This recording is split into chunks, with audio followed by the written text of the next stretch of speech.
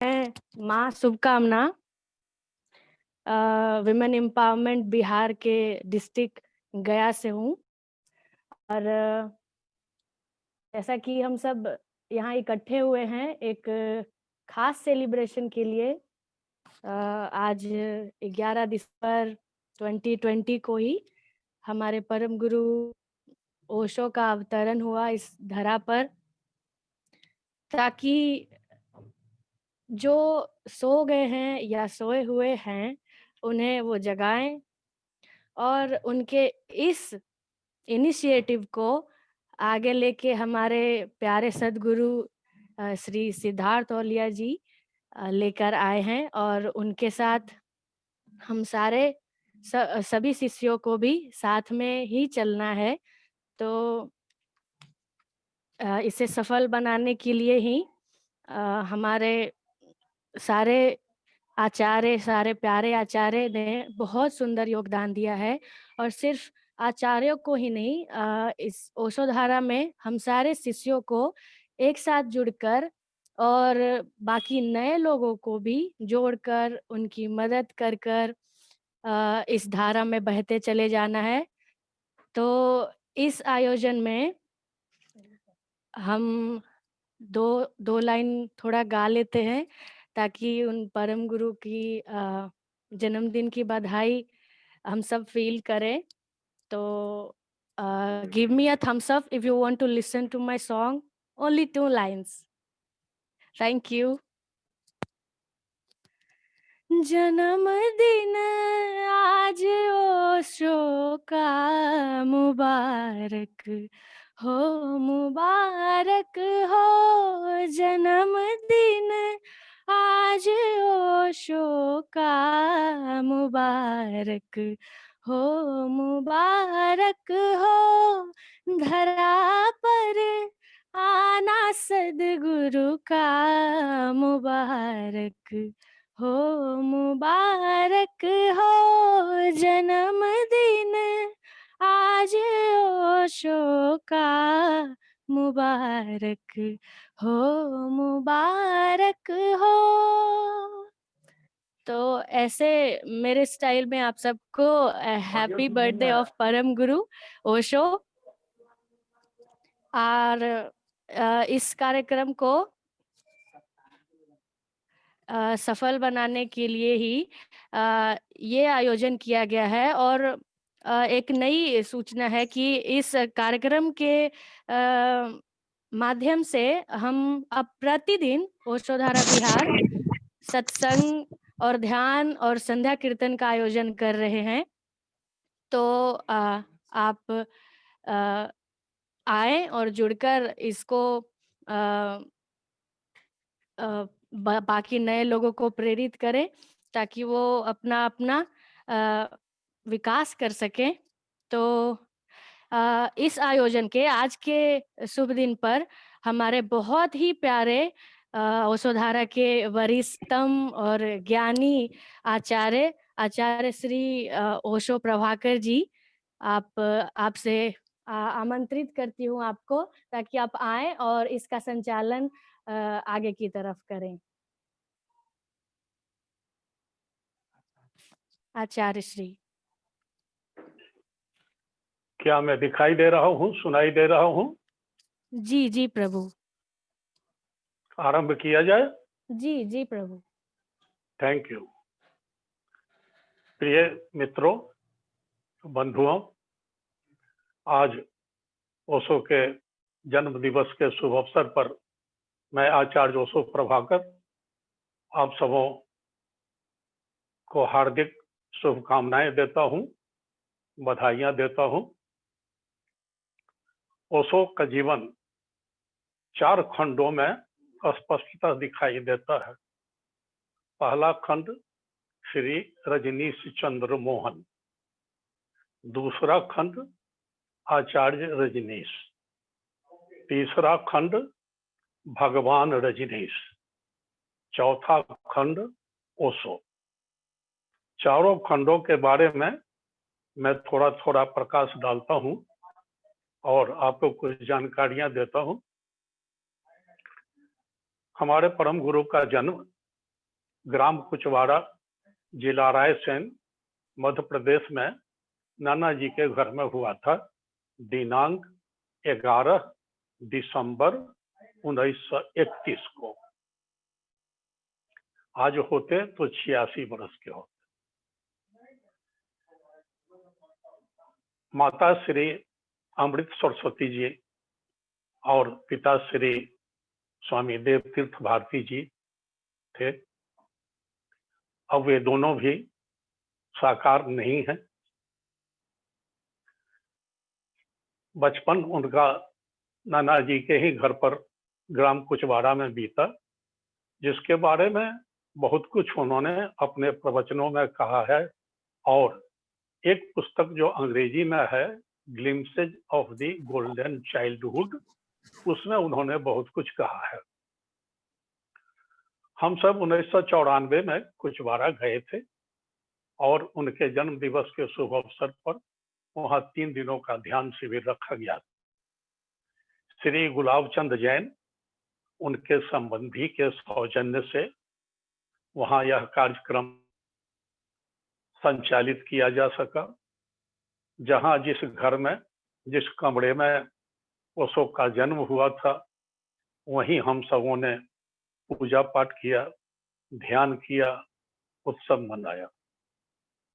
कुचवाड़ा दूर देहात का गांव है। 1994 में वहां जाने के लिए कोई पक्की सड़क नहीं थी, कच्ची सड़क थी, खराब थी, इसलिए कई किलोमीटर हम सबों को पैदल जाना पड़ा था और हमारे सामान ट्रैक्टर के ट्रेलर में लद कर गए थे। लेकिन हम सबों का 3 दिनों का वहां शिविर उस क्षेत्र में जागरण का पहला कदम था कि लोग ओशो के प्रति जगे और बड़ी संख्या में शिविरों में आकर देखने लगे और भाग लेने लगे और ध्यान करने लगे। और अंतिम दिन इतने ग्रामीण संन्यास के लिए आ गए कि माला समाप्त हो गई और फूल की मालाओं के द्वारा ही उनको संन्यास दिया गया। अंतिम दिन तो इतनी भीड़ हो गई थी कि थाना से पुलिस दल का भी वहां आगमन हुआ था भीड़ नियंत्रण के लिए। और खास बात यह थी कि जो दारोगा ड्यूटी में आया हुआ था,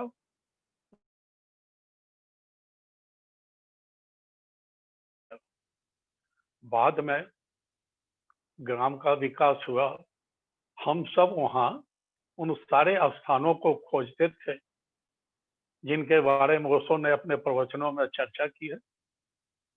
उनके नाना जी का गाड़ीवान भूड़ा, उसकी पुत्री को हम सब खोज सके। गांव में कमली नाम नौकरानी का काम करती थी, तो उसे नौकरानी के काम से हटाकर वहां चंदा करके 10,000 रुपये देकर और उसको उसी मकान में, पुराने मकान में ओशो ध्यान केंद्र बनाकर और उसको दासी के रूप में रख दिया गया, क्योंकि ओशो को बचपन में वही नहलाती धुलाती थी, सेवा करती थी। वह कमली थी। अन्य स्थानों को भी हम लोगों ने देखा घूमकर। अब तो वहां एक विकसित ध्यान केंद्र है, पक्की सड़कें भी बन गई है, आश्रम भी है और एक अच्छा बगीचा भी बन गया है। अब देश विदेश के लोग आसानी से वहां जाते आते हैं। बचपन ओशो का वहीं बीता। नाना जी के देहावसान के बाद वे अपने घर गाडरवाड़ा आए। गाडरवाड़ा मैं गया था 1995 में, और जिन स्थानों के बारे में कुछ भी ओशो ने कहा है, छिट-फुट भी उन स्थानों को जाकर मैंने देखा था।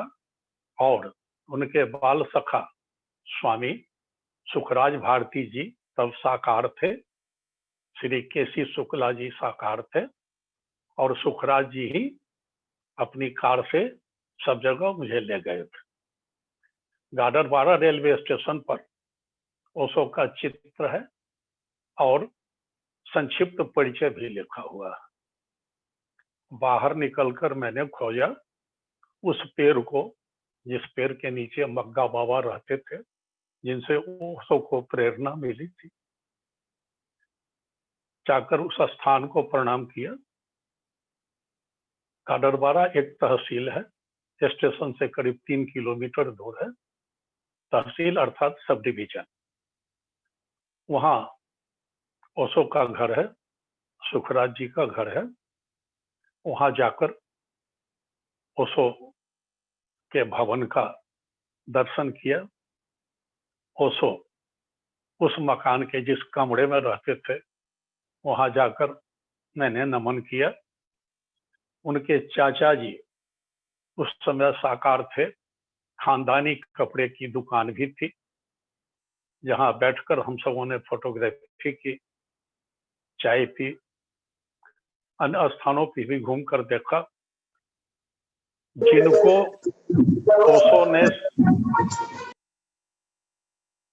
जिनको ओशो ने सेठ चंदू लाल जी के रूप में प्रस्तुत किया, उनकी दुकान को भी देखा।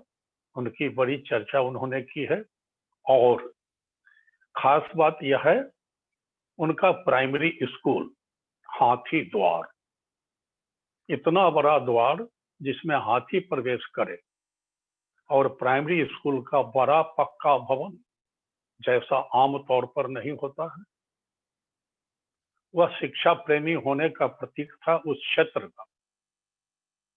जिस प्राइमरी स्कूल में प्रथम बार ओशो दाखिल हुए, और कुछ ही दिनों के बाद उन्होंने एक निर्दय शिक्षक जो बच्चों को बहुत पीटता था, उस कुंतन मास्टर के खिलाफ उन्होंने स्कूल के सचिव दुबे जी से जाकर कंप्लेन किया। स्कूल भ्रमण करने के पश्चात हम सब दुबे जी के घर पर भी गए थे। दुबे जी ने ओशो का सम्मान किया था बचपन में भी। उनके कहने पर उस शिक्षक को हटा दिया था। ओशो उनकी प्रशंसा करते थे एक लेखक के रूप में, विद्वान के रूप में, और उनके परिवार के लोग इससे अनजान थे कि ओशो ने कितना सम्मान उनको दिया। उस प्राइमरी विद्यालय के बाद उस गाडरबारा के मिडिल स्कूल को भी मैंने देखा। बड़ी बिल्डिंग, पेड़ पौधे फूल से सजे हुए मिडिल स्कूल। प्राइमरी स्कूल वैसा आमतौर पर कहीं ऐसा दिखाई नहीं देता। और जिस उच्च विद्यालय में ओशो पढ़ते थे, हम लोग के यहाँ के कॉलेज से बेहतर भवन भी, और बहुत बड़ा मैदान खेलने कूदने का। और उस मैदान में खेलने कूदने के बाद बैठाकर सभी साथियों को ओशो ध्यान करवाते थे, मौन में अकंप बैठाकर, और उसके बाद डिस्पर्स करते थे। उच्च विद्यालय से उत्तीर्ण होने के बाद, मैट्रिकुलेशन पास करने के बाद जबलपुर पढ़ने के लिए आ गए। 1951 में उन्होंने हितकारिणी कॉलेज में एडमिशन लिया। विषय उन्होंने एक लॉजिक भी रखा था। लॉजिक विषय के प्रोफेसर श्रीवास्तव जी से उनकी उलझ गई। तर्कशास्त्र के विशेषज्ञ प्रोफेसर और तर्कशास्त्री ओशो एक छात्र, तो दोनों में बहस चलती रही और तार्किक समाधान नहीं निकला। 6 महीने से अधिक का समय बीत गया। विद्यार्थियों ने आंदोलन किया कि हमारी पढ़ाई बंद है, हम परीक्षा कैसे देंगे। और प्रोफेसर श्रीवास्तव ने ओशो के खिलाफ शिकायत पत्र लिखकर प्राचार्य को दिया कि इस विद्यार्थी को कॉलेज से निष्कासित किया जाए, और नहीं तो मेरा त्याग पत्र स्वीकार किया जाए।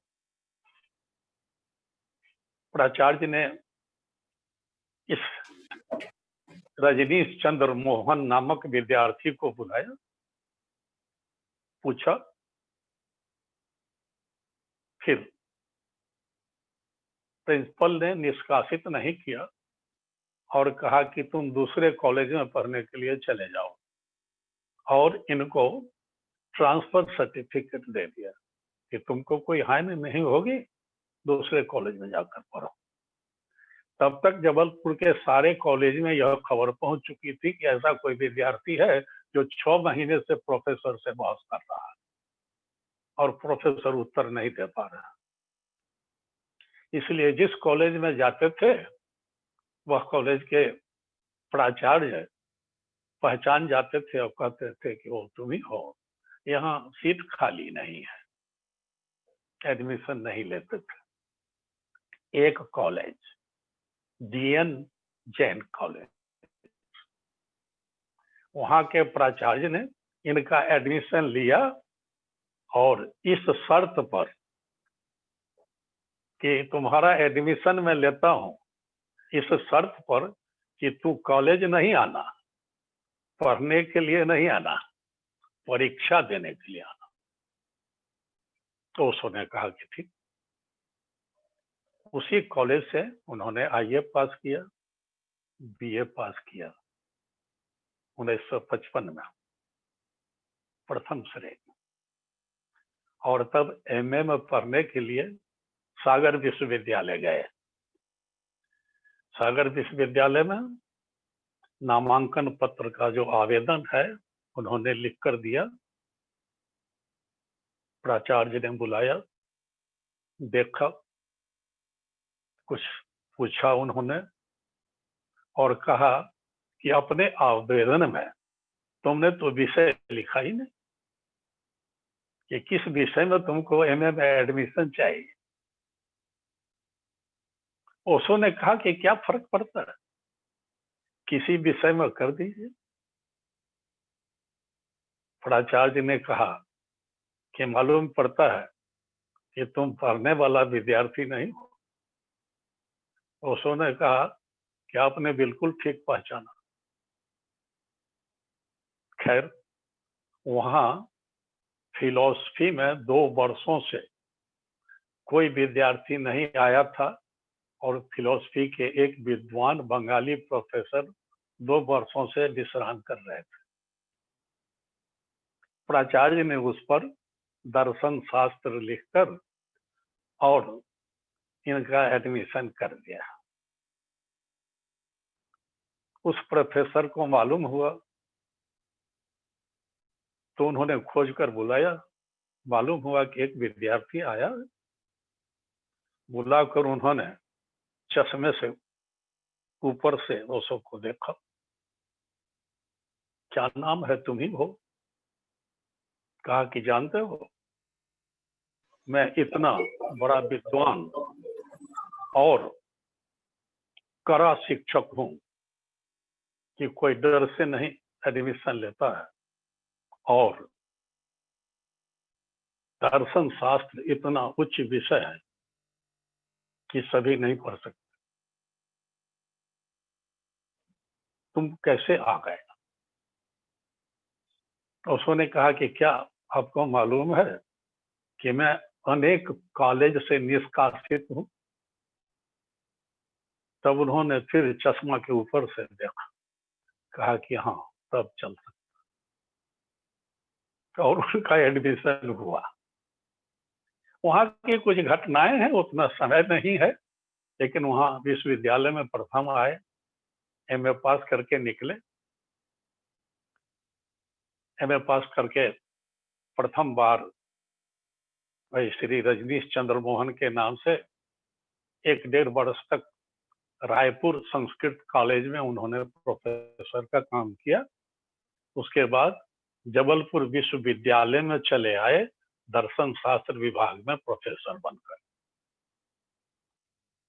और वहां इनके प्रवचन से, लेक्चर से सभी बड़े प्रभावित भी थे और बहुत सारे लोग खिलाफ भी होने लगे, जैसे वहां एक उपद्रव खड़ा हो गया हो। लेकिन दर्शन विभाग के अध्यक्ष को एक गौरव था कि इतना विद्वान, इतना बड़ा वक्ता, ऐसा मेरा जूनियर प्रोफेसर है मेरे अधीन में। यह गौरव था, इसलिए संरक्षण देते थे और प्रोत्साहन देते थे और कहते थे कि तुम पीएचडी पर। उनको यह समझ में आता था कि यह प्रोफेसर रहेगा, इसी पेशे में जीवन गुजारेगा। ओशो टालते थे और वो नहीं मानते थे। रेसिडेंशियल यूनिवर्सिटी होने के कारण वाइस चांसलर भी उसी कैंपस पर रहते थे, उनका कार्यालय था। तो विभाग अध्यक्ष ने कहा कि मैं वाइस चांसलर से बात कर चुका हूं, स्कॉलरशिप देने के लिए वह तैयार है, केवल तुमको देखना चाहते हैं। तुम एक दिन मेरे साथ उनके पास चलो। और ओशो का पोशाक पहनावा, लुंगी पहन कर जाते थे, कुर्ता पहन कर जाते थे, खड़ाऊ पहन कर जाते थे। कभी दाढ़ी इन्होंने कटवाई ही नहीं, बाल कटवाए ही नहीं, लेकिन अद्भुत प्रतिभा थी। विभाग अध्यक्ष ने कहा कि तुम मेरे साथ चलो, लेकिन एक शर्त है, वहां तुम कुछ बोलना नहीं। ओशो ने कहा कि यदि कुछ पूछेंगे तब। तो विभाग अध्यक्ष ने कहा कि मैं उत्तर दूंगा, तुमको कुछ बोलना नहीं है। इस शर्त पर ले गए। वाइस चांसलर ऑक्सफोर्ड यूनिवर्सिटी के विद्वान थे, सूट बूट धारी, वह शिष्टाचार अनुशासन का पालन करने वाले। इनको देखकर बैठाकर पूछा कि तुमने दाढ़ी क्यों बढ़ाई है। जो विभाग अध्यक्ष बगल में बैठे थे, उन्होंने ओशो की टांग में टांग मारी और इशारा किया, याद दिलाया कि तुम्हें कुछ नहीं बोलना है, चुप रहे। दोबारा पूछा वाइस चांसलर ने, ओशो चुप रहे। उन्होंने फिर टांग में टांग मारी, इशारा किया, तो कैसे बोले। जब तीसरी बार वीसी ने पूछा, तब ओशो ने कहा कि मैं आपको उत्तर दूं, इसके पहले आप विभाग अध्यक्ष को मना करिए कि मेरी टांग में टांग नहीं मारे। अब तो विचित्र परिस्थिति पैदा हो गई। वीसी ने कहा कि मैं कुछ समझा नहीं। ओशो ने कहा कि ऐसा इकरारनामा है कि मुझे कुछ नहीं बोलना है, इसलिए टांग में टांग मार रहे हैं, याद दिला रहे हैं कि तुमको नहीं बोलना है। कहा कि अरे कोई बात नहीं, छोड़ो, बोलो। इन्होंने बोलना शुरू किया। अब दोनों आदमी में बहस हो गई और वो बहस दिन भर होती रही, दाढ़ी कटाने और दाढ़ी रखने के बारे में। शाम हो गई, 5 बज गए। विभाग अध्यक्ष ने सर ठोक लिया, वो जानते थे, रोक दिया, लेकिन नहीं, बात तो बिगड़ गई। 5 बजे में वीसी ने कहा कि आज कार्यालय का समय समाप्त हुआ, अब फिर कल बात करेंगे 10 बजे। फिर ओशो 10 बजे उनके कार्यालय के बाहर खड़े पहुंचे। फिर 10 बजे बहस शुरू हुई और फिर वार्तालाप दिन भर होता रहा। अब बहुत सारे विद्यार्थी बाहर में जमा हो गए, तमाशा देख रहे हैं कि बड़ा वाइस चांसलर बनते थे, विद्वान बनते थे, और किसी से इनको भेंट हुई, मुलाकात हुई, अब वो बात करें। तमाशा हो गया। दूसरे दिन भी 5 बजे तक बहस होती रही। फिर वाइस चांसलर ने कहा कि समय समाप्त हो गया, आज कल फिर 10 बजे बात करेंगे। उसने कहा कि ठीक, कोई बात नहीं। फिर तीसरे दिन 10 बजे वहां पहुंचकर खड़े। वाइस चांसलर नहीं आए और उनका पत्र लेकर चपरासी आया कि अस्वस्थ हैं, आज कार्यालय नहीं आएंगे। तो ओशो वहीं से उनके निवास पर चले गए और उन्होंने खबर की, घंटी बजाई, खबर की। भाई चांसलर ने बुलाया, अंदर गए ड्राइंग रूम में। भाई चांसलर ने कहा कि सुनो, गलती तुम्हारी नहीं है, गलती मेरी भी नहीं है, गलती तुम्हारे विभाग अध्यक्ष की है। उसको तुम्हारी टांग में टांग नहीं मारना चाहिए था, मेरी टांग में टांग मारना चाहिए था। मुझको अपमानित करके क्या करोगे? मैं अपना प्रश्न वापस लेता हूं। उसने कहा कोई बात खत्म। अब आप सोच सकते हैं कि ऐसी परिस्थिति में कितने दिन तक वहां रह सकते थे। तो 1966 में उन्होंने प्रोफेसर के पद से त्याग पत्र दे दिया और जीवन का दूसरा खंड आरंभ हुआ, आचार्य रजनीश। तब आचार्य रजनीश के नाम से प्रसिद्ध हुए। उन्होंने जीवन जागृति केंद्र नामक संगठन का निर्माण किया जबलपुर में 1962 में ही, जब प्रोफेसर थे तभी। और वहां से एक पत्रिका का प्रकाशन आरंभ किया, युगक्रांत। और पूरे भारत में घूमकर प्रवचन करते थे, लेक्चर देते थे, जन जागरण अभियान के जैसे विभिन्न विषयों पर धारणाओं का खंडन, मान्यताओं का खंडन, अंधविश्वास का खंडन, और स्वयं ध्यान कराते थे, ध्यान शिविरों का संचालन करते थे और पूरे देश भर घूमते थे। बिहार भी 3 बार आए हुए हैं। 1967 में गांधी मैदान के धर्म सम्मेलन में आए थे, जहां उसी प्रकार की टक्कर पुरी के शंकराचार्य से उनकी हो गई थी। लेकिन अभी समय नहीं है कि मैं आपको बताऊं। राजगीर भी गए थे, वैशाली भी गए थे, पटना आए थे तो पटना यूनिवर्सिटी के अंग्रेजी के जो हेड ऑफ द डिपार्टमेंट थे, डॉक्टर प्रोफेसर रामचंद्र प्रसाद, उन्हीं के यहाँ ठहरे थे। वे उनके शिष्य थे, रामचंद्र जी। उन्होंने कुछ पुस्तकों में भूमिका भी लिखी है, अंग्रेजी की पुस्तकों में, डॉक्टर रामचंद्र प्रसाद। निशांत केतु जी प्रोफेसर पटना यूनिवर्सिटी के, वे भी उनके शिष्य थे, उन्होंने भी कुछ कुछ लिखा है। तो इस प्रकार उन्होंने एक भूमिका तैयार की, सर्वत्र घूमकर। और सितंबर 1970 से उन्होंने नव संन्यास की दीक्षा देना आरंभ किया।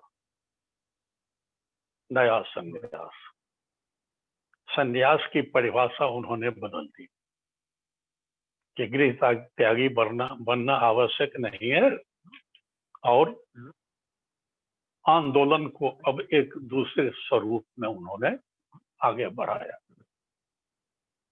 और तब घूमना छोड़ दिया, जगाना छोड़ दिया, निमंत्रण देना छोड़ दिया, और उन्होंने कहा कि मैंने बुलाया है, अब जिसको आना होगा वह आएगा। और तब दिसंबर 1970 में मुंबई जाकर रुक गए, अस्थिर हो गए, घूमना बंद कर दिया। उसके पूर्व तो बहुत सारे ध्यान शिविरों का संचालन उन्होंने स्वयं किया था। माउंट आबू में उन्होंने ध्यान शिविरों का संचालन स्वयं 8 बार किया है। तब तक ध्यान का एक विराट आंदोलन खड़ा कर चुके थे। मुंबई में वुडलैंड अपार्टमेंट में, पेडर रोड में रहते थे। दक्षिण मुंबई में है, लता जी के घर से थोड़ा पहले वुडलैंड अपार्टमेंट है, जाकर हम सबों ने देखा। तो वहां उन्होंने श्रीमद् भगवत गीता पर प्रवचन करना आरंभ किया विस्तार पूर्वक। गीता ज्ञान यज्ञ नामक कार्यक्रम आरंभ हुआ और मुंबई के क्रास मैदान में खुली सभा होती थी और भगवत गीता पर आरंभ से अंत तक विस्तार पूर्वक उन्होंने प्रवचन दिया और प्रवचन से संबंधित सभी प्रश्नों के उत्तर भी देते थे। तो काफी समय वहां उन्होंने दिया और तब उनको सुनकर, उनको देखकर, समझकर अनुयायियों ने, शिष्यों ने उनको भगवान कहना आरंभ किया। भगवान रजनीश। अब तीसरा खंड आरंभ हो गया और मुंबई में जब तक ये प्रवचन देते रहे या सब करते रहे, तब तक इनके अनुयायियों ने पुणे में कोरेगांव पार्क में एक बड़ा आश्रम बनाया, रजनीश आश्रम। वहां 21 मार्च 1974 को उसको पहुंचे, भगवान रजनीश के नाम से। 21 मार्च इस ख्याल से भी रखा गया था कि ओशो ने 21 वर्ष की उम्र में 21 मार्च 1953 को संबोधि घटित होने की घोषणा की थी कि मैं संबुद्ध हो चुका हूं, 21 मार्च 1953 को। तो यहाँ 21 मार्च 1974 को आश्रम में प्रवेश रखा गया था और वहां भगवान रजनीश के नाम से स्थापित हो गए। वहां प्रतिदिन ध्यान होता था, दिन भर में 4 ध्यान होते थे, सुबह शाम स्वयं सत्संग करते थे। तब तक अनेक संचालक आचार्य बन गए थे जो ध्यान करवाते थे। विदेशियों की संख्या भरमार हो गई थी और सारे संसार में लाख से अधिक इनके सन्यासी हो चुके थे। बहुत विस्तार से ध्यान का आंदोलन आगे बढ़ रहा था। ध्यान की इन्होंने नई परिभाषा दी, नया स्वरूप दिया और पुणे आश्रम में इन्होंने अनेक धर्म शास्त्रों पर, ग्रंथों पर, विज्ञान भैरव तंत्र से लेकर अष्टावक्र जनक संवाद से लेकर सारे उपनिषदों पर इन्होंने व्याख्यान दिया। योग सूत्र पर, महर्षि पतंजलि के योग सूत्र पर, गौतम बुद्ध के धम्मपद पर, जैन ग्रंथों पर विस्तार पूर्वक इन्होंने प्रवचन दिया और प्रश्नोत्तर भी करते रहे। वर्षों तक यह सिलसिला चलता रहा। वहां से रजनीश टाइम्स नामक एक पत्रिका प्रकाशित होती थी। फिर कालांतर में कुछ ऐसी योजना बनी कि उन्होंने पश्चिम को, अमेरिका को, जो समृद्ध हो चुका था, उसको भी धार्मिक बनाने का प्रयास किया और इसी योजना के अंतर्गत 1 जून 1981 को अमेरिका चले गए और मौन उन्होंने धारण कर लिया था 10 अप्रैल 81 से, उसके पहले से, और लंबे समय तक मौन में रहे। अक्टूबर 84 में जाकर उन्होंने अपना मौन त्याग किया, जब अमेरिका में उनका संसार से सबसे बड़ा आश्रम बन चुका था।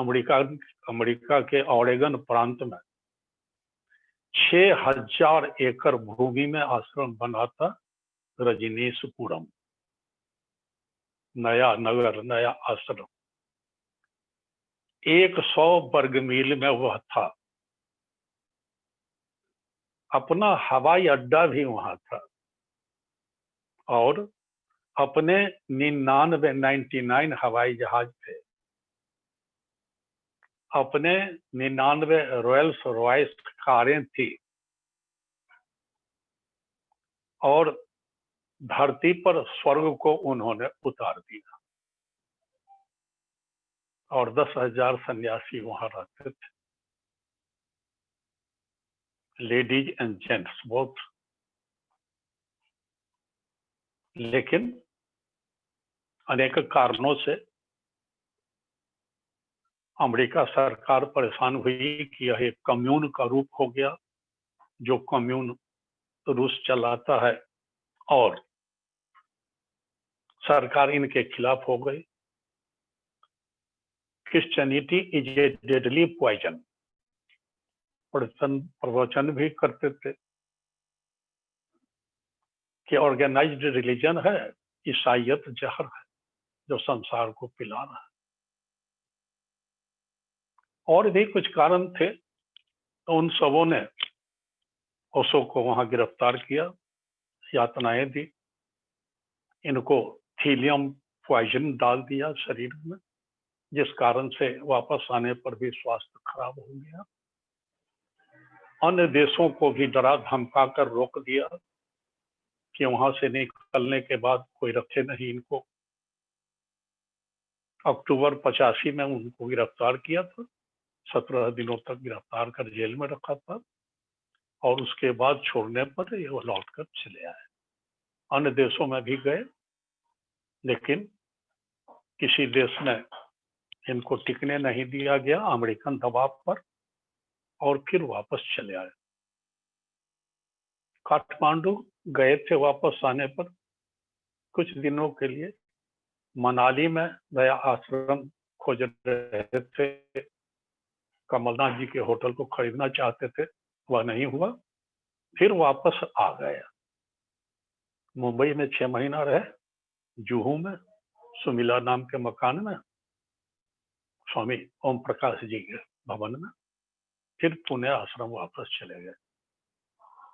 फिर वहां के बारे में आप बहुत कुछ जानते हैं, लेकिन अब मैं आपको यह कहना चाहता हूं कि एक जन्म की बात नहीं है। ओशो 7 जन्म से गुरु का काम कर रहे थे, यह उनकी हॉबी थी। उन्होंने सभी बड़े धर्मों में, हिंदू धर्म, जैन धर्म, बौद्ध धर्म, इस्लाम, ईसाई में जन्म लेकर साधना करने के बाद संबुद्ध होकर उन धर्मों को टेस्ट कर देख लिया था कि सही है कि नहीं, और फिर वहां गुरु का काम किया था। तो सभी धर्मों में गुरु भी रह चुके थे, और इस बार उनका यह 7वां जन्म था गुरु के रूप में। जब अमेरिका छोड़कर आए तब वह चौथा खंड है ओशो। इन्होंने कहा कि उपद्रवों में बहुत सारे कारण हैं, एक कारण भगवान भी है। मुझे भगवान कहते हो, उससे लोगों को चिढ़ होती है, दुख होता है, इसलिए भगवान कहना बंद करो। तब इनको ओशो की उपाधि दी गई। ओशो शब्द जेम्स बॉन्ड के उपन्यास में एक संत के रूप में ओशो आया है। जापान की भाषा में अपने गुरु को, ऋषि को, परमहंस को ओशो कहते हैं। तो एक प्रतीक, यह प्रतीकात्मक नाम दिया गया ओशो। जब वो भारत में पुनः वापस आए, पुणे आए, तो अब ओशो के नाम से आए और ओशो के रूप में जाने गए। आध्यात्मिक साधना कराते थे, स्वास्थ्य बिगड़ चुका था, प्रवचन प्रश्नोत्तर कुछ दिनों तक करते रहे 86 से लेकर, और अपने मिशन को आगे बढ़ाना चाहते थे। उनका योगदान क्या है? आध्यात्मिक योगदान। कहा जाता है कि पाप का फल भोगने आए हो, यह जीवन पाप है, पाप का दंड है, इसीलिए आए। उन्होंने इस पाप भाव समाज को मुक्त किया, अपराध भाव से मुक्त किया, आत्मग्लानि से मुक्त किया, स्वर्ग और मुक्ति का द्वार खोल दिया कि तू जा सकते हो, प्राप्त कर सकते हो। उन्होंने संसार को और परमात्मा को जोड़ दिया। परमात्मा को प्राप्त करने के लिए संसार का त्याग आवश्यक नहीं, एक सोपान बना दिया उन्होंने कि जा सकते हो। उन्होंने धर्म और विज्ञान को जोड़ दिया और धर्म को वैज्ञानिक रूप से प्रस्तुत किया। इसलिए बहुत रिसर्च के बाद संतुष्ट किया गया है कि ध्यान एक वैज्ञानिक विधि है, जिसका उन्होंने सबसे बड़ा आंदोलन चलाया। उन्होंने पूरब और पश्चिम को जोड़ दिया। उन्होंने पुरातन और नूतन को जोड़ दिया और सारे धर्मों पर बोले, सारे ग्रंथों पर बोले, सारे ऋषियों संतों पर बोले और आध्यात्मिक साधना की सभी पद्धतियों पर बोले। सबों का विश्लेषण किया, प्रयोग किया और जो विधियां समय बाह्य हो गई थी, आउटडेटेड हो गई थी, उन सबों का नवीकरण भी कर दिया। आध्यात्मिक साधना को भी इतना आसान बना दिया कि तुम इसी जन्म में मुक्ति पा सकते, पहुंच सकते। ऐसा द्वार उन्होंने खोल दिया। और आपको यह भी मालूम होना चाहिए कि जब घूमकर वो प्रवचन देते थे तब से लेकर और बाद तक उनके प्रवचन, उनकी आधी वाणी को केवल रिकॉर्ड किया जा सका।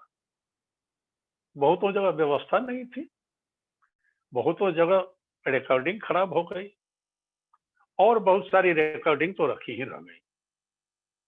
केवल 50% वाणी को पुस्तक के रूप में परिणत किया जा सका। एक भी पुस्तक उनकी लिखी हुई नहीं है, उनकी वाणी है, उन्होंने कह दिया। तो केवल 50% वाणी रिकॉर्ड हुई और पुस्तक के रूप में आई, जिससे 650 पुस्तकें पैदा हुई। वे ग्रंथ हैं, 500 पुस्तकें हिंदी में और 150 पुस्तकें अंग्रेजी में, वर्ल्ड स्टैंडर्ड। और भविष्य में इसलिए यह भ्रम होगा कि रिसर्च स्कॉलर्स बताएंगे कि इतनी पुस्तक तो कोई एक व्यक्ति लिख नहीं सकता है, इतनी बातें कह नहीं सकता है, विभिन्न विषयों पर, विभिन्न धर्मों पर, विभिन्न आयामों जीवन के। इसलिए यह एक आदमी का कहा, लिखा या बोला हुआ नहीं है। रिसर्च में आगे दिन बताया जाएगा कि रजनीश चंद्र मोहन अलग थे, आचार्य रजनीश अलग थे, भगवान रजनीश अलग थे, ओशो अलग थे। ये 4 व्यक्ति थे, एक व्यक्ति नहीं थे। भविष्य में ऐसा भ्रम पैदा किया जाएगा रिसर्च स्कॉलर्स के द्वारा। और आधी वाणी तो ऐसे ही इस आकाश में घूम रही है, नहीं प्रकाशित हो सकी। अब आप अनुमान लगा सकते हैं कि उन्होंने क्या कुछ नहीं दिया। इसलिए आध्यात्मिक जगत में तो ओशो के बाद और ओशो के पहले जैसा एक विभाजन हो गया। जैसे जीसस क्राइस्ट के बाद समय का विभाजन है कि अब ईस्वी सन में बताते हैं, BC और AD करके बताते हैं, वैसा हो गया। तो हर क्षेत्र में, जीवन के हर क्षेत्र में उनका प्रभाव अब साफ साफ दिखाई दे रहा है, कुछ भी अछूता नहीं है। मेरे ख्याल से अभी भी उनका सही मूल्यांकन नहीं किया गया है और आध्यात्मिक साधना का शिखर, ज्ञान मार्ग और भक्ति मार्ग दोनों के संगम थे। यही दो मार्ग परमात्मा तक जाते हैं। इसलिए उनके जैसा कोई ज्ञानी नहीं, उनके जैसा कोई भक्त नहीं और उनके जैसा कोई वक्ता नहीं। 7 जन्मों की संग्रहित विद्या, इसलिए इतनी ऑथोरिटी के साथ बोलते थे। और कभी कभी तो ऐसा हुआ कि बौद्ध धर्म के कोई बड़े भिक्षु विद्वान आए और उन्होंने कहा कि आपने जो कहा सो ऐसी बात तो बड़ी अच्छी है और सही भी है, लेकिन धम्मपद में लिखी हुई नहीं। उसने कहा कि लिख दो, मैं कहता हूं। कहा कि धम्मपद में सुधार, कहा क्या? अरे उस समय में लिखने पढ़ने प्रकाशित करने की व्यवस्था कम थी, छूट गई। मैं कहता हूं लिख दो। उसी प्रकार बाइबल के बारे में जब कहा गया कि जीसस क्राइस्ट के बारे में ऐसा ऐसा जो आपने कहा है, ये बातें तो सत्यापित हैं, ठीक है, लेकिन बाइबल में लिखी हुई नहीं। इन्होंने कहा कि बाइबल में लिख दो। मैं कहता हूं लिखो। तो इसलिए हम बड़े सौभाग्यशाली हैं ओशो के शिष्य के रूप में। इसलिए आज का दिन, उनके अवतरण का दिन हम लोगों के लिए बहुत ही महत्वपूर्ण है। उन्होंने जो ध्यान का विज्ञान दिया, वह अध्यात्म से अलग भी सारे संसार को शांत करने के लिए आवश्यक है। इसलिए कहते थे कि यह सभी बुद्धों का होगा या युद्धों का होगा। मन इतना अशांत है, अब इतना मजबूत है, इतना वैज्ञानिक है, इतना आविष्कार कर चुका है, इतनी शक्ति संग्रहित कर चुका है कि युद्ध हो सकता है, विश्व युद्ध हो सकता है, सारी पृथ्वी नष्ट हो सकती है। इसका एक ही उपचार है। इसलिए उनकी एक पुस्तक है, ध्यान प्रथम और अंतिम मुक्ति। इसलिए जो सन्यासी है नहीं है, संसार में भी जो शांत होना चाहता है, सुखी होना चाहता है, सफल होना चाहता है, उसको उनका मंत्र अपनाना होगा, प्रत्येक दिन ध्यान करना होगा। और उन्होंने पुराने ध्यानों को भी रिनोवेट कर दिया है, नया ध्यान का भी आविष्कार किया है और पुराने ध्यान भी चल रहे हैं। तो इस अवसर पर हम सब प्रेम पूर्वक, श्रद्धा पूर्वक उनका स्मरण करते हैं, उनका नमन करते हैं, उनको श्रद्धांजलि अर्पित करते हैं। और आप मित्र अभी कुछ उत्सव मनाकर, जैसे वो गा रही थी, मां शुभकामना, जन्मदिन आज ओशो का, मुबारक हो मुबारक हो, इसकी सीडी है, तो कृपया उसको बजाते हुए, उत्सव मनाते हुए कार्यक्रम को समाप्त करें। आप सबों को फिर से बहुत बहुत बधाइयां और शुभकामनाएं। समय समाप्त हुआ। आप सभी मित्रों को नमस्कार। बहुत बहुत धन्यवाद प्रभु, आपके आशीर्वचन के लिए। आपने इतनी सारी प्यारी प्यारी बातें बताई ओशो के बारे में। आपका बहुत बहुत अहोभाव। आप सभी मित्रों को एक बार बहुत बहुत अहोभाव प्रभु। आप सभी मित्रों को एक बार रिमाइंड कर देती हूँ कि परम गुरु ओशो के जन्मदिन के उपलक्ष्य में ओशो धारा बिहार अब हर रोज ध्यान, सत्संग और संध्या कीर्तन का आयोजन करने जा रहे हैं। तो आए और लुत्फ उठाएं, हर रोज ध्यान करें और अपने साथ साथ अपने मित्रों, खासकर नए मित्रों को लाएं ताकि वो भी इनका आनंद लें, अपने खुद को जाने। बहुत बहुत धन्यवाद प्रभु। और अभी एक और सूचना है कि अभी ही 6 बजे से एक और प्रोग्राम किया जा रहा है जन्मदिन के उपलक्ष्य में ही ओशोधारा पंजाब संघ के तरफ से। तो आप सभी को आमंत्रण है, आप आए और उस उत्सव में भाग लें और मजे उठाएं। फिर से आप एक सेलिब्रेशन वाली सॉन्ग लगा देंगे और हम सब झूमते हुए विदा लेते हैं।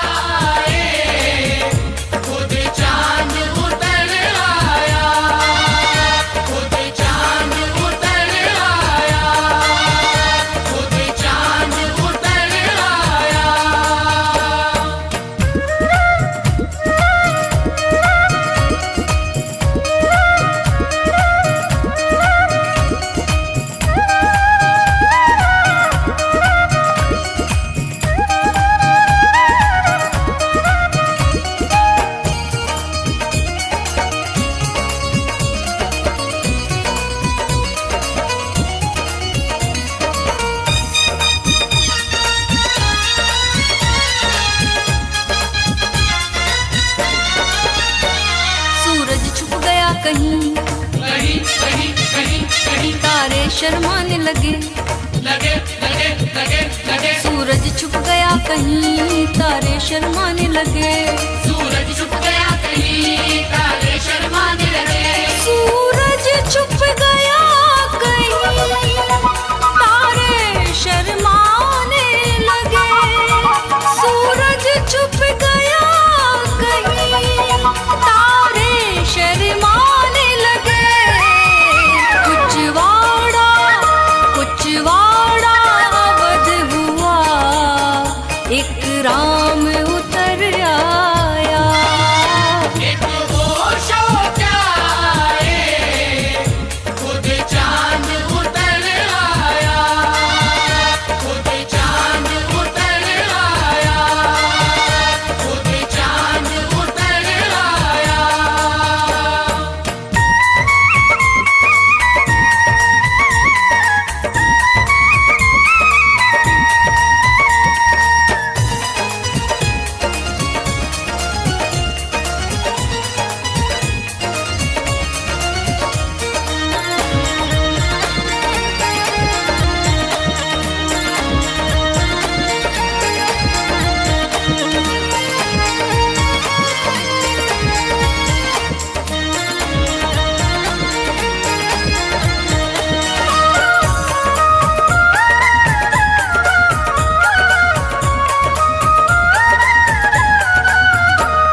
अनहद की वंशी बजी बजी बजी बजी बजी हर राधा उमड़ पड़ी बड़ी बड़ी बड़ी बड़ी अनहद की वंशी बजी हर राधा उमड़ पड़ी अनहद की वंशी बजी हर राधा उमड़ पड़ी अनहद की वंशी बजी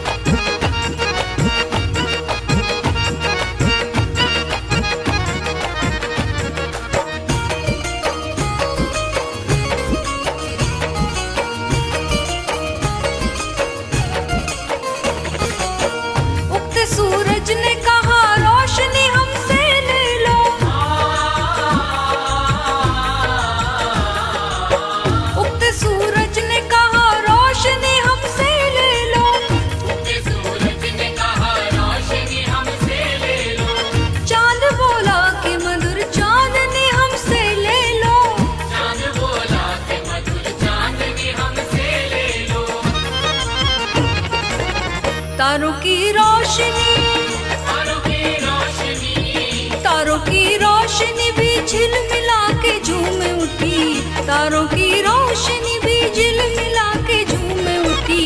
और भी नाच उठे गली गली झूम उठी, और भी नाच उठे गली गली झूम उठी। धूम मची कली कली झूम उठी, धूम मची कली कली झूम उठी। गली गली गली गली गली गली झूम उठी, गली गली झूम उठी, गली गली झूम उठी, गली गली झूम उठी।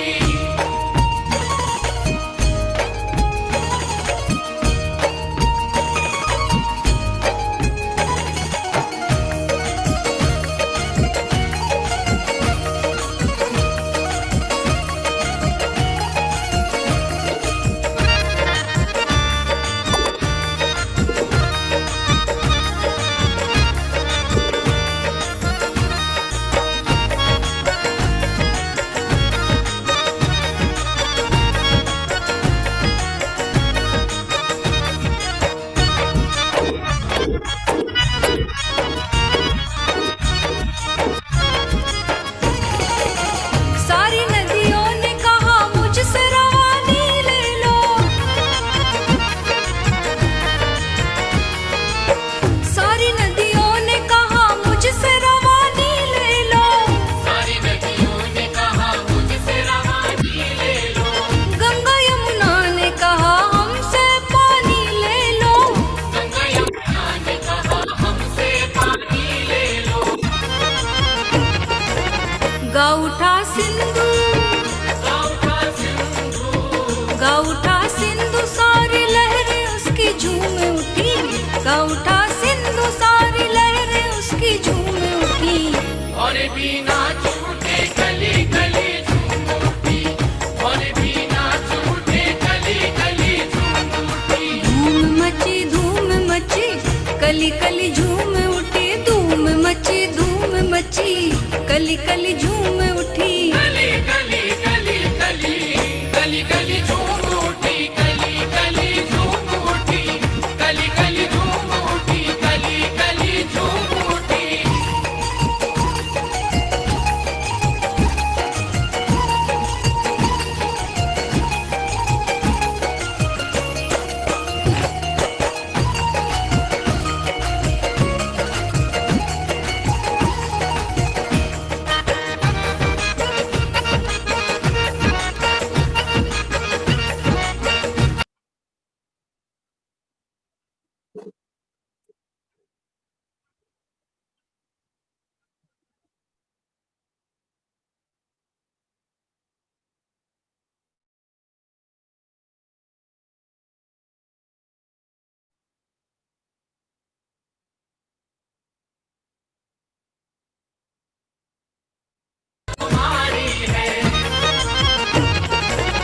मीरा के गीतों की